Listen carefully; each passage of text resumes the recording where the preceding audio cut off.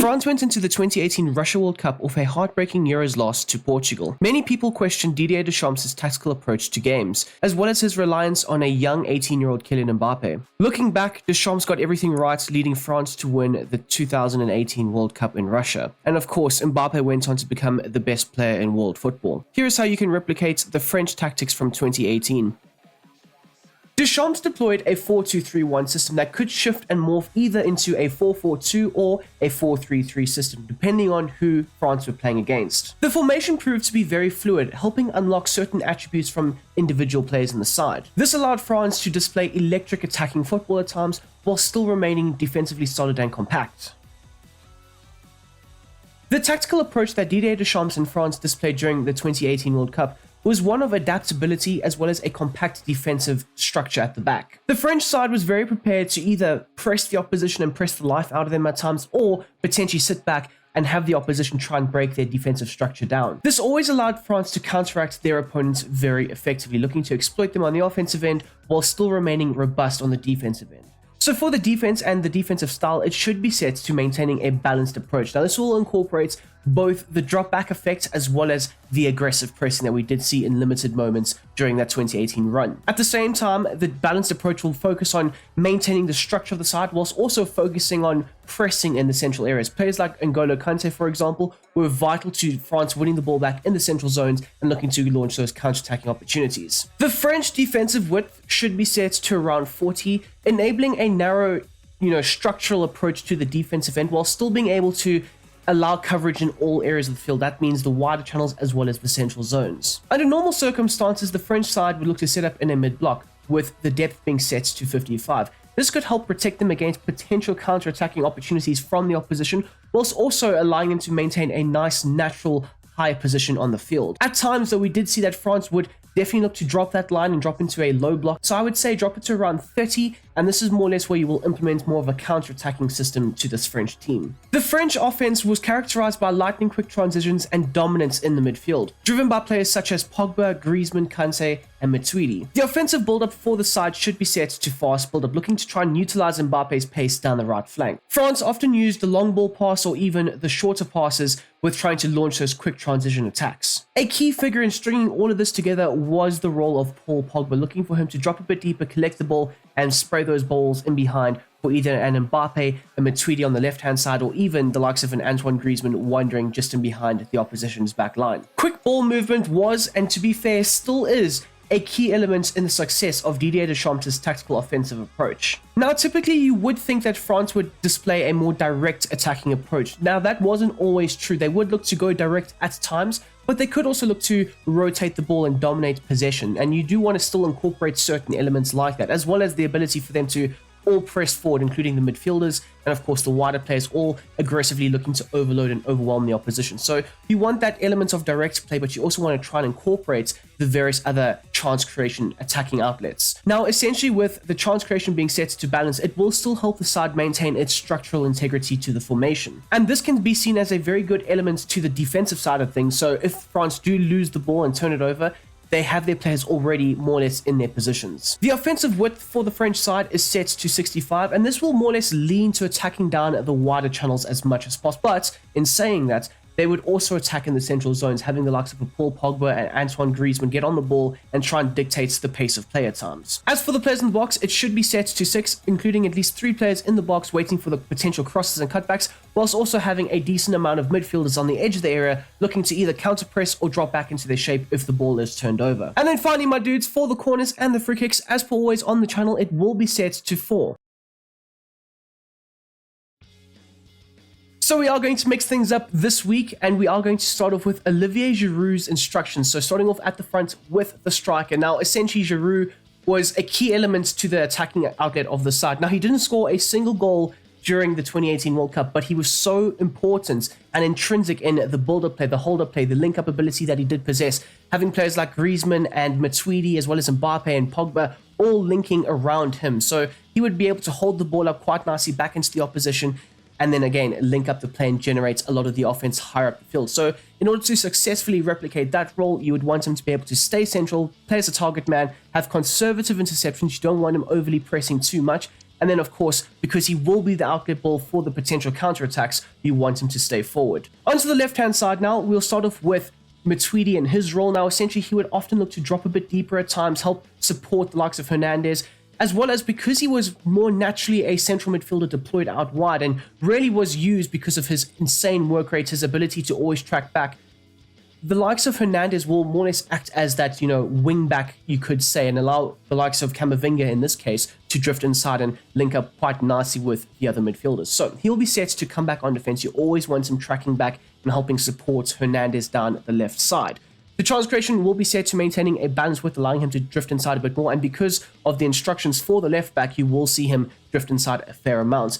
And then, of course, the support runs should be set to come short, always showing for the ball, always looking to help link the play from that wider left channel. And then, of course, aggressive interceptions and stay on the edge of the box. The role of Antoine Griezmann was seen as more of a secondary striker, you could say, not really dropping deep and helping support the defense at times. That's more or less a role that he's recently come into, but more so during this time, he was seen as a man that's going to quite happily link up the play with the striker, be very involved in and around those same areas. So you want Griezmann humming around Olivier Giroud and having him link up the play quite nicely. So his defensive support will be set to maintaining a basic defensive support. Now, this will help formulate that 4-4-2 formation that I did speak about in the beginning.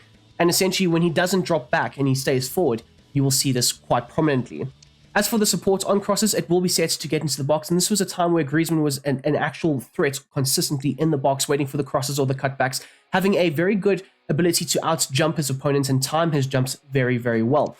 Now, essentially, you want him to be set to drift wide for the positioning freedom, as Griezmann, yes, he would be in and around the space of the striker, but you also want him out wide at times, helping formulate that 4-3-3 formation, often playing kind of as a hybrid left winger that would often drift inside and have Matuidi also operating inside at times, but also he would look to drift and help overload down the right-hand side with the likes of Kylian Mbappe. And then finally, the interception should be set to aggressive, helping him more or less implement that first-line press if your side are looking to aggressively press the opposition. Now, onto the right midfield position. Now, Mbappe was a key element to the attacking outlet of the side, but he also proved to be a very good defensive element as well, helping pin back the opposition's left-hand side at times. And this, you would think, well, that's not really, helping out on the defensive end, but essentially it is, because the opposition are having to commit players further back now to try and stop Mbappe from just breaking down at the right channel. So you do want him to have a basic defensive support, especially during this time. He would often look to drop a bit deeper and help support the defense, but at times he could also leak out and be an offensive outlet for a potential counterattack himself. The chance creation will be set to maintaining a balance with allowing him to drift in and out of those wider channels, as well as using his pace on a consistent basis and trying to break in behind the opposition's backline area. And then finally, normal interceptions will be applied, and you want him arcing his runs into the box as much as possible. A double pivot consisting of Paul Pogba as well as N'Golo Kante. Now, I have used Tchouaméni in this role, as Paul Pogba is no longer in FC24.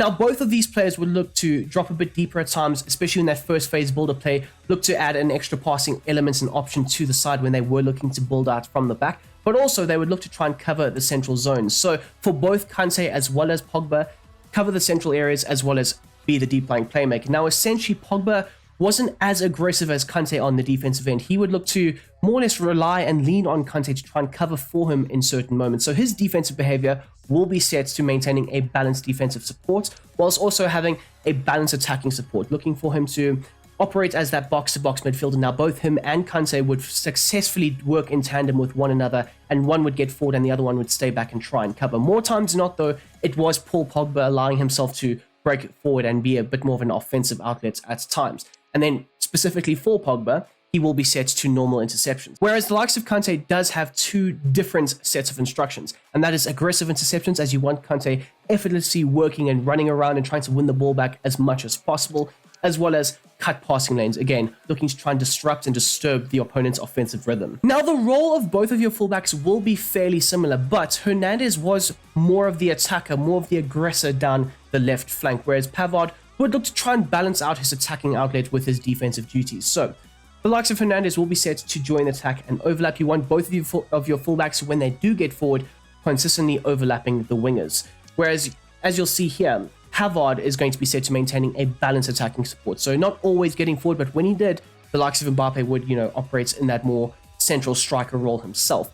So again, a balanced role for him and then overlap for the runs. The role of Titi as well as Varane will be set to conservative interceptions, and this will help them maintain the defensive structure of the backline areas. Both of these players were fairly good at being able to play out from the back, so when the likes of Lloris would pass the ball to them, they'd look to effectively link the play with the other midfielders. More so the likes of Titi, who is more cultured, you could say, when receiving that pass from the goalkeeper and looking to spin and pass the ball further forward. And then finally, the role of your goalkeeper will be set to come for crosses. Of course, Lloris was very good at doing so, being very physically dominant in the air at times. But in terms of saving outside of the box, because you aren't playing the highest of lines, it doesn't necessarily require you to play a sweeper keeper. Of course, at that time, specifically 2018, Lloris was playing at Spurs, and Spurs, under Pochettino, deployed a sweeper keeper role. Now, for Deschamps, he didn't really care about that, but he did rely on Lloris to be able to play under pressure and out from the back at times. So you do want to still be able to play those short passes into your back line. And if the pressure is too great, clear your lines and make sure that the offensive pressure from the opposition is dealt with. And there you go, people. That is how I would successfully implement the 2018 France World Cup winning tactics into FC24. I do hope you guys have enjoyed this video. Please don't forget to smash the like button down below. It would be absolutely appreciated from yours truly. That's me, of course. As well as subscribe if you are new and you like the content on the channel. We do have a Discord, so don't forget to check that out. The link will be down below in the description. At the moment, we're having fat chats and great debates about the Copa America and, of course, the Euros. Who do you think will win the Euros, by the way? Just a little bit of outside thoughts here going into it. But yes, who do you think will win the Euro 2024 competition? I do like Austria, but I don't think they will win it. Of course, the heavy favorites at the moment are between Spain and Germany. But you guys will have to let me know your opinions down below in the comment section. Whilst you're there, don't forget to subscribe and like and all that good stuff. Now, my rating for this system, let me know down below yours as well.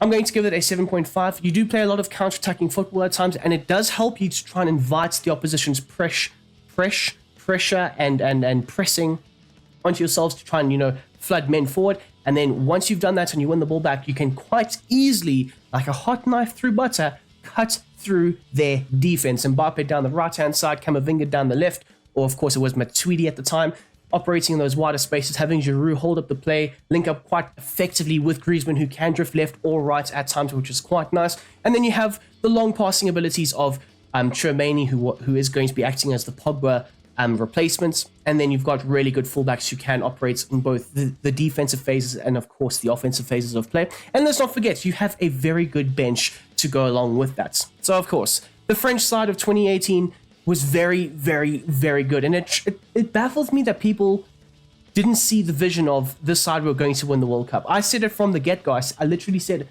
France are going to win the 2018 World Cup. And it wasn't just because of what they did in 2016 in the Euros, but they had that aura about them that they were going to win. And even including Mbappe, many people speculated, why would you do this to an 18-year-old? Why would you rely on an 18-year-old? But the reality is that 18-year-old was special. And he still is. Anyways, well, he's now 25, but he still is, you know. You guys will have to, you know, let me know down below your thoughts and opinions on the tactics and the video right here, right now. But anyways, until the next time, I hope you guys have a goddamn smashing day. And I'm out of here. Peace.